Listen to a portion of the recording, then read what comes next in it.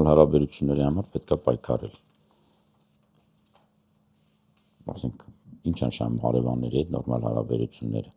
Հարևանը գա ձեզ ամեն օր ծեծի, դուք ինչ անեք։ Ասենք, որն է, կարող է հարևանը ամենասկզբից բարեգութ էր գտնվել, մենք էլ բան չենք անում։ Ուրեմն պետք է այդ կարգավորես, չէ՞։ Եթե ձեզ ամեն օր ծեծում են, ինչ եք անում։ Սկսում եք մարզվել, որ մի օր պաշտպանվեք, ու հետո միշտ պետք է այնքան ունակ լինեք, որ դիմացինը ձեզ չնեղացնի։ Երբ որ ասում են հարևաններ, հայ ազգը ինչ էր արել, որ ցեղասպանել են,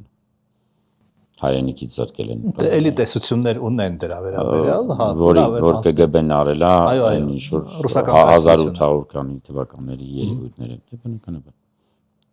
Իսկ մենք ինչ ենք արել։ Թուրքիան ասել է մեզ, վայ, ինչ լավ պոպուշիկ եք, բանա, մենք էլ որոշել ենք իրաց դեմ էինք։